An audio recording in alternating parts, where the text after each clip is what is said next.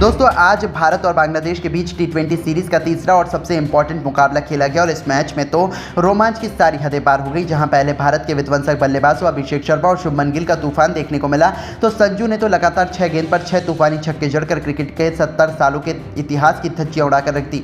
जहां इन तीन खिलाड़ियों ने अपनी विस्फोटक बैटिंग का नमूना दिखाते हुए ऐसा चमत्कार किया, जख्मों पर नमक छिड़कते हुए बांग्लादेश को खून के आंसू रुला। तो ऐसे में आज हम आपको इस वीडियो में बताएंगे भारत और बांग्लादेश के बीच तीसरे टी20 का रोंगटे खड़े कर देने वाला पूरा हाईलाइट। तो ऐसे में आप इस वीडियो को अंत तक जरूर देखिएगा, लेकिन इससे पहले अगर आप भी टीम इंडिया के बहुत बड़े फैन हैं तो आप इस वीडियो को एक लाइक जरूर कर लीजिएगा। दोस्तों जैसे कि आप सभी जानते हैं, भारत और बांग्लादेश के बीच 3 मैचों की रोमांचक टी20 सीरीज का धमाकेदार तरीके से शुभारंभ हो चुका है। ये टी20 सीरीज 1-1 से बराबरी पर खड़ी थी, जिसके बाद तीसरा टी20 मैच बांग्लादेश के लिए करो या मरो का था। उन्हें किसी भी कीमत पर जीत चाहिए थी। ऐसे में जब यह रोमांचक तीसरा टी20 मैच मुंबई के वानखेड़े स्टेडियम पर शुरू हुआ, वहां टीम इंडिया इस मैच को जीतकर सीरीज अपने नाम करना चाहती थी। इस मैदान पर बांग्लादेश के कप्तान नजमुल हुसैन संतो ने टॉस जीतकर पहले गेंदबाजी करने का फैसला किया और इंडिया की टीम को बल्लेबाजी करने के लिए आमंत्रित किया, जिसके बाद में भारत की टीम पहले बल्लेबाजी करने के लिए मैदान पर आई। भारतीय टीम के लिए पारी की शुरुआत करने के लिए आज एक नई जोड़ी ओपनिंग जोड़ी मैदान पर उतरी। भारत के लिए आज अभिषेक शर्मा के साथ में यशस्वी जायसवाल मैदान पर उतरे। इन दोनों पर टीम इंडिया को एक बेहतरीन शुरुआत दिलवाने की जिम्मेदारी थी, जहां इन दोनों ने शुरू के 2 ओवर तक संभल कर बल्लेबाजी की और सिंगल डबल से पारी को आगे बढ़ाया। हालांकि शुरू में बांग्लादेश के गेंदबाजों ने भी कसी हुई गेंदबाजी की, लेकिन 2 ओवर के बाद में इन दोनों ने अपने ही गियर बदल दिए। खासतौर पर अभिषेक शर्मा ने एक बार फिर से अपने इरादे साफ तौर पर जाहिर कर दिए। जहां अभिषेक शर्मा ने पहले तो तीसरे ओवर में 2 तूफानी छक्के और 1 चौका लगाया, वहीं उसके बाद चौथे ओवर में जायसवाल और अभिषेक शर्मा दोनों ने एक एक चौका लगाकर पूरी तरह से बांग्लादेश के गेंदबाजों के ऊपर काउंटर अटैक कर दिया। इन दोनों की बल्लेबाजी से पूरी तरह से बांग्लादेश दबाव में दिख रही थी। वहीं पावर प्ले के अंतिम ओवर में अभिषेक शर्मा ने एक बार फिर से शाकिब अल हसन को टारगेट किया और इस ओवर में भी अभिषेक शर्मा ने 2 लगातार स्टेडियम पार गगनचुंबी छक्के ठोककर हाफ सेंचुरी पूरी कर ली, सिर्फ 19 गेंदों पर। इस तरह से पावर प्ले के समाप्त होने तक भारत की टीम ने 71 रन बना लिए थे। अब कहीं ना कहीं जायसवाल और अभिषेक की साझेदारी भारत को एक बड़े स्कोर की तरफ ले जा रही थी, लेकिन 8वें ओवर में मुस्तफिजुर रहमान ने आखिरकार भारत को पहला झटका दे ही दिया, जहां मुस्तफिजुर ने जायसवाल को आउट कर अपनी टीम को पहली सफलता दिलाई। जहां आपको बता दें कि जायसवाल ने भारत के लिए 15 गेंदों पर 13 रनों की पारी खेली, जिसके बाद में बल्लेबाजी करने उतरे कप्तान सूर्य कुमार यादव। जहां सूर्या ने जरूर आते ही कुछ बेहतरीन टाइमिंग भरे शॉट लगाए और 9वें ओवर में टीम के लिए स्कोर को 100 रनों के पार पहुंचा दिया। आज तो सूर्या भी काफ़ी अच्छी लय में दिख रहे थे और कड़क शॉट खेल रहे थे। फैंस भी भारत की बल्लेबाजी का भरपूर आनंद उठा रहे थे। इस तरह से 10 ओवर की समाप्ति तक टीम इंडिया ने 108 रन बनाए, लेकिन उसके बाद में कुछ ऐसा हुआ जो किसी भी भारतीय ने सोचा नहीं था। जी हाँ दोस्तों, पारी के 11वें ओवर में भारत को 2 बड़े झटके लग गए। सबसे पहले इस ओवर की पहली गेंद पर कप्तान सूर्या बड़ा शॉट खेलने के लिए गए, लेकिन उनको शाकिब अल हसन ने अपने जाल में फंसा लिया और भारत को दूसरा झटका दे दिया। बता दें कि सूर्या ने टीम इंडिया के लिए सिर्फ 7 गेंदों में 13 रनों की पारी खेली, जिसके बाद मैदान में उतरे अपनी धाकड़ बल्लेबाजी से गर्दा उड़ाने वाले शुभमन गिल, जिन्हें आज मिडिल ऑर्डर में आजमाया गया। अब गिल और अभिषेक शर्मा पर टीम को एक अच्छे स्कोर तक पहुंचाने की जिम्मेदारी थी। जहां आपको बता दें कि इन दोनों ने 2 विकेट गिरने के बाद में सूझबूझ के साथ बल्लेबाजी की और सिंगल डबल से पारी को आगे बढ़ाया। हालांकि 15वें ओवर में जरूर एक बार फिर से अभिषेक शर्मा ने अपने हाथ खोले और इस ओवर में अभिषेक शर्मा के बल्ले से एक बार फिर से चौका और 2 ताबड़तोड़ छक्के देखने को मिले।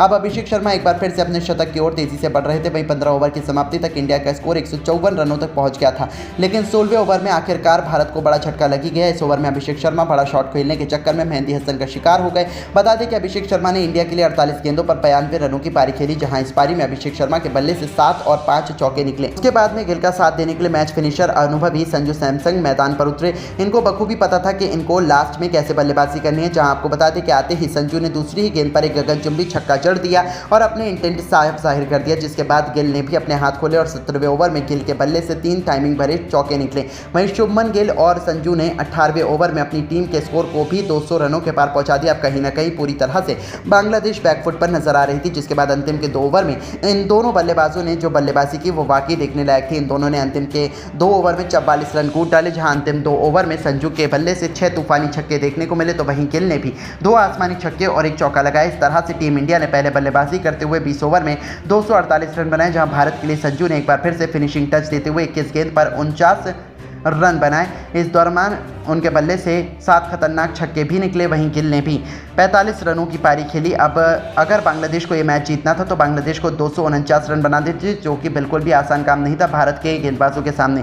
जिसके बाद में जब बांग्लादेश की टीम इस लक्ष्य का पीछा करने के लिए आई तो उनको आज एक बेहतरीन और ताबड़तोड़ शुरुआत चाहिए थी, क्योंकि लक्ष्य काफ़ी बड़ा था। लेकिन लक्ष्य का पीछा करने उतरी बांग्लादेश की शुरुआत काफ़ी खराब रही। पहले ही ओवर में तंजीद हसन को अर्शदीप सिंह ने इनिंग स्विंग डालकर क्लीन बोल्ड कर दिया और इंडिया को पहली सफलता दिलाई। जहां आपको बता दें कि तंजीद अपना खाता भी नहीं खोल पाए, जिसके बाद में बैटिंग करने के लिए आए शाकिब अल हसन ने आते ही भारत के गेंदबाजों पर काउंटर अटैक किया और उनका साथ लिटन दास ने दिया। शाकिब एक छोर से लगातार ताबड़तोड़ बैटिंग कर रहे थे और तेजी से अपनी टीम के स्कोर को आगे बढ़ा रहे थे। वही लिटन भी उनका साथ अच्छे से दे रहे थे। इन दोनों ने देखते ही देखते सिर्फ और सिर्फ 4 ओवर में अपनी टीम को 50 रनों के पार पहुंचा दिया। लेकिन अब टीम इंडिया को विकेट की जरूरत थी और उसके बाद कप्तान सूर्या ने गेंद रवि बिश्नोई को थमाई और बिश्नोई ने भी आते ही पावर प्ले के अंतिम ओवर में जो गेंदबाजी की उसने मैच को ही पलट कर रख दिया। बिश्नोई ने दोनों सेट बल्लेबाजों को आउट कर दिया और इंडिया को बड़ी सफलता दिला दी, जहां शाकिब ने 18 गेंदों पर 40 रन बनाए। वहीं दूसरी ओर बल्लेबाजी कर रहे लिटन ने 8 गेंदों पर सिर्फ 12 रन बनाए। इस तरह से पावर प्ले के अंदर बांग्लादेश की टीम ने 62 रन बना लिए, जिसके बाद जरूर महमदुल्लाह और मेहंदी हसन ने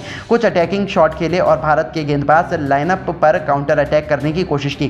खासतौर पर आज रजा काफी ही अटैकिंग बैटिंग कर रहे थे और भारत के हर गेंदबाज के खिलाफ बड़ा शॉट खेल रहे थे। हालांकि इंडिया के पास में काफी रन थे। महमदुल्लाह और मेहंदी हसन ने 10 ओवर तक बांग्लादेश की टीम को 100 रनों के पार भी पहुंचा दिया था। अब इन दोनों की कम से कम 15 से 16 की रन रेट से हर ओवर में रन बनाने थे, जो कि बेहद ही मुश्किल था। जहां 10 ओवर के बाद बड़ा शॉट खेलने के चक्कर में बांग्लादेश के बल्लेबाज लगातार अंतराल पर भारत के गेंदबाजों के जाल में फंसते चले गए। खासतौर पर रवि बिश्नोई और सुंदर ने बांग्लादेश की लगभग पूरी टीम को समेट दिया। जहां आपको बता दें कि पहले तो 13 ओवर में बिश्नोई ने 2 झटके बांग्लादेश को दिए। उन्होंने महमदुल्लाह को 30 रन के निजी स्कोर पर आउट कर दिया और इसी ओवर में मेहंदी हसन को भी 13 रन के स्कोर पर एलबीडब्ल्यू कर दिया। जिसके बाद 15 ओवर में सुंदर ने 2 झटके और बांग्लादेश को दे दिए, जहां बांग्लादेश का पूरा बल्लेबाजी क्रम ताश के पत्तों की तरह बिखर गया था। हालांकि उनके बल्लेबाजों ने लड़ाई तो लड़ना चाहिए, लेकिन वो अपनी टीम को सिर्फ 175 रन तक ही पहुंचा सके और भारत की टीम ने यह मैच बड़ी ही आसानी से एक तरफा जीत लिया। आपको बता दें कि यह सिर्फ एक प्रैक्टिस मैच था, बाकी रियल मैच तीसरा जो T20 मैच है बहुत जल्द खेला जाएगा, जिसे आप बहुत जल्द ही मिस नहीं करना चाहेंगे। लेकिन दोस्तों, अब आपको क्या लगता है कि T20 मैच में टीम इंडिया जीत हासिल कर पाएगी या नहीं? कीमती राय अपनी कमेंट करके जरूर बताइएगा और ऐसी ही शानदार खबरों के लिए हमारे इस चैनल को जरूर सब्सक्राइब करें। धन्यवाद। दोस्तों, इंडिया और बांग्लादेश के बीच बहुत जल्दी शुरू हो रहा है टेस्ट क्रिकेट का महामुकाबला। अब इस रोमांचक टेस्ट सीरीज के लिए खूंखार खिलाड़ियों से सजी भारत की नई प्लेइंग 11 का ऐलान हो चुका है। तो आखिर कब और कहां खेले जाने वाला है इंडिया और बांग्लादेश के बीच सांस रोक देने वाला ये पहला टेस्ट मैच? कितने बजे से होगी इसकी शुरुआत? बांग्लादेश धूल चटाने के लिए क्या रहने वाला है भारत की प्लेइंग 11?